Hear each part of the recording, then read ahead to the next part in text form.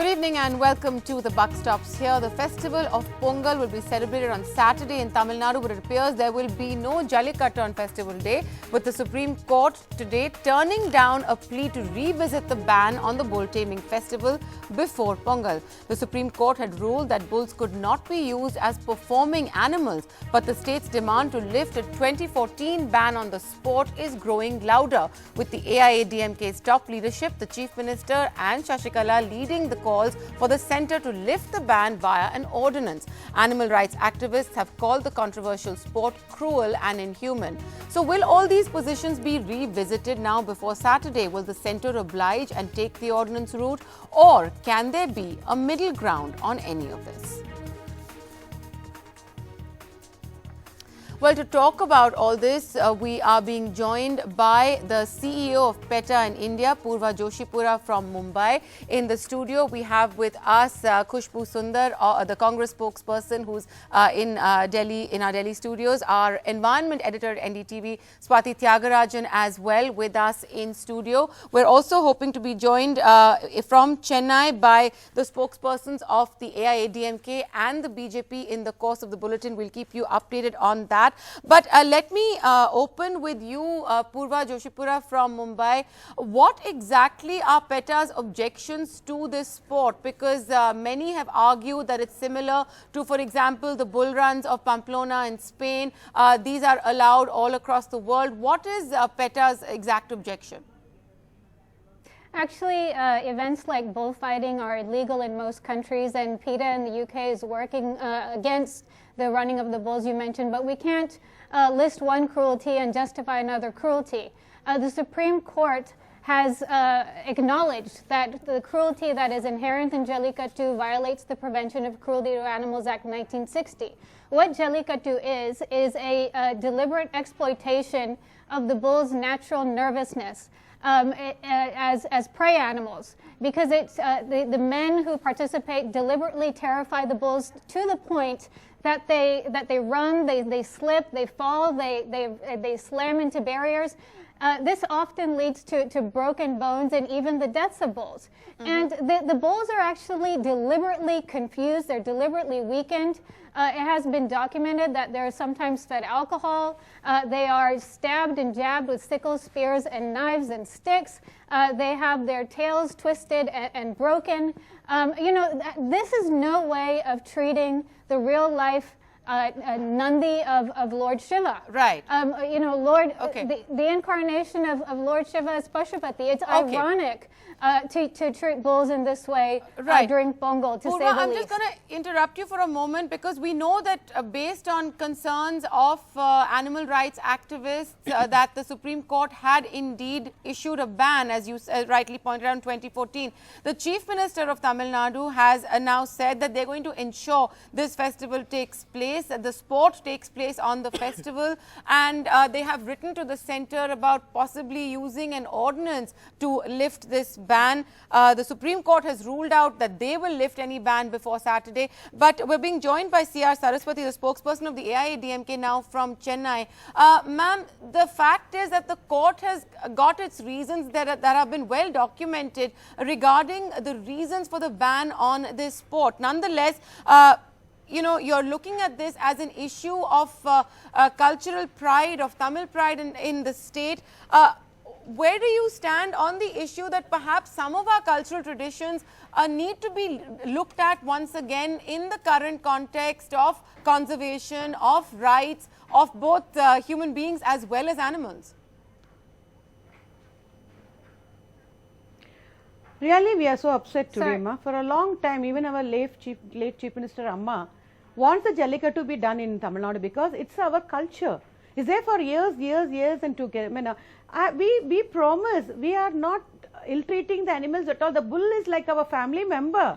Once in Pongal season, we will be using the games. After that, that bull will be in our house like one of our children. We take care of them so much. Now, I am also an animal lover. I am really asking the animal lovers, if they want to stop Jallikattu, will they stop all the people wearing leather shoes and leather bags, killing so much of animals for leathers? Even that is not a cruelty. And what I am asking is, we gave assurance in the court. In 2012, the court said, you should not ill-treat, and we gave an assurance in the court. We said we won't ill-treat the bull. We'll even pulling the tail also, we said we'll stop it. We won't do that. Court can monitor. We give so much of assurance. This is our, not only a single person is asking, the whole Tamil Nadu is asking. So the whole Tamil Nadu is begging. The whole Tamil Nadu wants our culture back.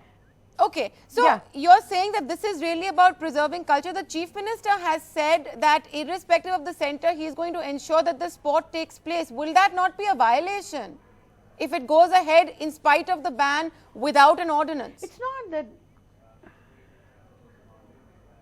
See, first of all, what we are requesting Honorable Supreme Court and Honorable Central Government to remove the bull from the ban, because it is not at all, you should not first of all put it in the list. It is a animal raised in our houses. It's not a violent animal at all. You know, long years. Cow has been used in the family, bulls have been used in the family. It's one among the family. That's why we are requesting, all the time we are requesting Honorable Supreme Court and the government to remove the ban first. It's still a request to remove the ban. The Supreme Court today has said that there's no question of... Yes. Yeah, no question of removing the ban before the 14th. Now, Honorable Chief Minister has written to the centre. We know that. We are being joined by Narayan Tirupati, spokesperson for the BJP in Tamil Nadu. Will the centre consider an ordinance before Saturday? Yeah, today the minister as well as Mr. Venkaiah Naidu, everybody has said that after receiving the order, once the judgment is made, the government will decide what to do. The problem started from 2011 when Congress Minister Mr. Jairam Ramesh added bull in the list, and that paved the way for destroying Jallikattu, which should not have happened, and the judgment came in 2014, and once for all the Jallikattu sport was buried. Then last year we have revived this with our notification, for which the case, the PETA and other animal welfare board, everybody has gone against the notification, and that is where we stand. We are expecting the judgment. The BJP is for doing this Jallikattu. We are supporting Jallikattu. This is our traditional right. Okay, traditional right, but there is a court order in place, a court ban in place. You have said once the court speaks, then the government will decide what route to take. Well, the court has spoken today and said that there will not be any relook at this ban. Khushbu Sundar of the Congress, he didn't miss an opportunity to also point fingers at where this has originated from, saying that it was Jairam Ramesh who had put the bull on this list, and the Supreme Court has therefore said that it cannot be used as a performing animal. Your response, you're from the state, I'm sure you have a view on the cultural aspects of the festival. Nonetheless, the Congress was for this ban. Okay, before I respond to the BJP spokesperson, I would like to respond to Purva what she had spoken. Quite surprising that PETA is actually giving an example of Shiva, saying cow, Nandi is the animal, we worship as a god. Then I would like to remind Purva that rat is supposed to be part of Vinayagar, part of Ganeshji. So why do you kill rats? You say ban rats, don't kill rats, to make sure that the rats are not hurt. So it goes on. I mean, you cannot bring in, when you're talking about bull, when you're talking about PETA, I think PETA should keep religion out of this and not involve this. And if PETA wants to bring in religion, then I would like to remind PETA, Jallikattu is a religion of every Tamil household. Jallikattu is an offering to God. We are not offering the animal, we are offering a play.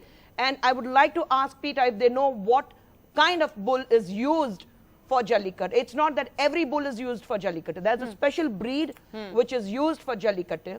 That breed is used only for Jallikattu, and after that it's part of a family member. And it's been breeded as a part of family member. There were a few cuttings, and if you see, there was a breed which keeps on, it's a Kangan, which keeps on the breed of the bull which is used for Jallikattu.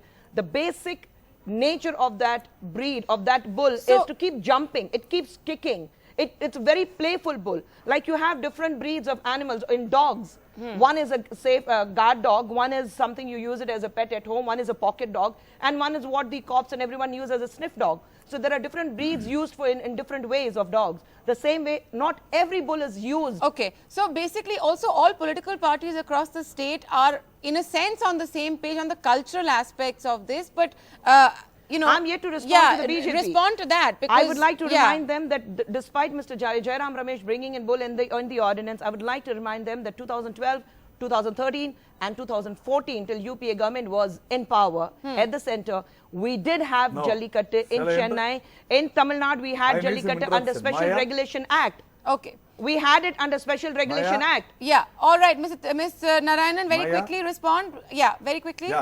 Yeah, 2009 Jallikattu Regulation Act was there, and it is not the UPA government which conducted all this sport. It was Supreme Court's direction. On that only the sport was being held. Okay. And I'm really it was surprised under Special Regulation Act. We cannot forget that. No, it was not under Regulation Act.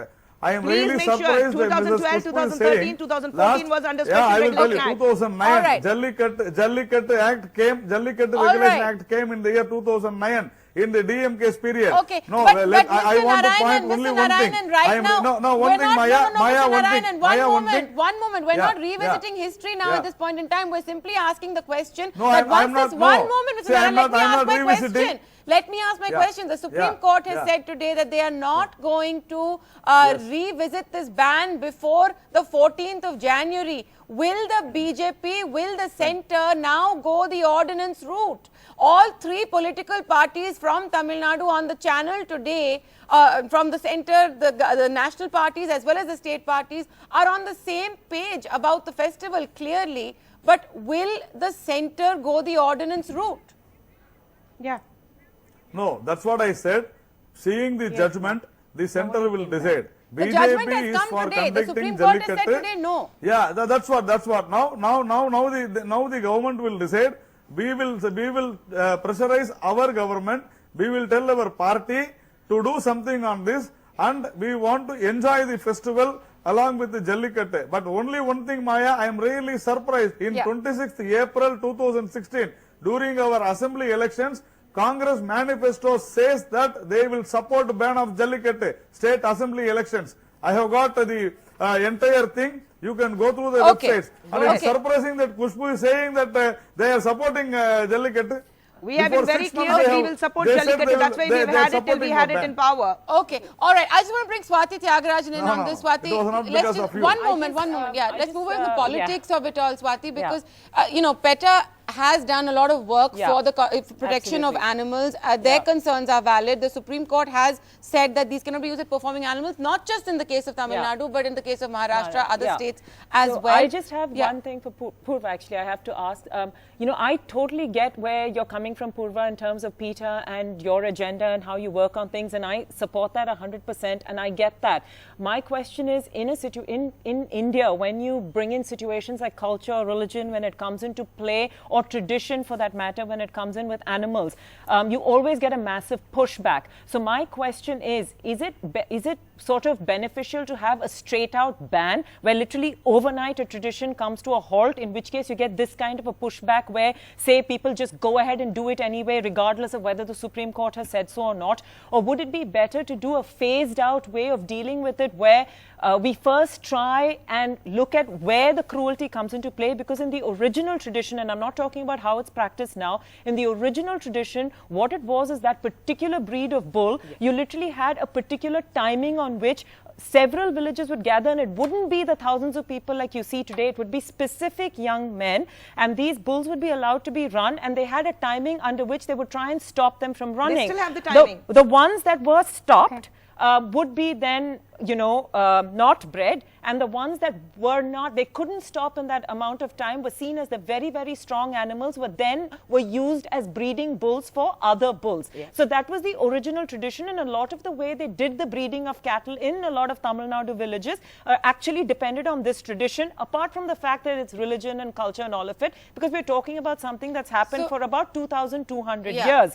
But now the problem is completely that it's too many people, things have changed in villages, it's not and you don't have that much open ground anymore where these animals run, there's cobbled streets, there are all these issues which I totally get. But was there a way to monitor it with the SPCA, with PETA, have people on the ground educate the people, work with local communities, try and minimize, if you will, the stress on the animals, and then take it from there to see how things could be made better instead of just having a blanket ban. I would like to respond to that. Actually, cruelty is cruelty. Cruelty is not culture. When you're hurting somebody else, you can't just call it culture and get away with it. Secondly, since 2009, Jallikattu was conducted under different rules and regulations that were put in place by the Supreme Court, but it was found that time and again these rules were not only violated, but Jallikattu is inherently cruel.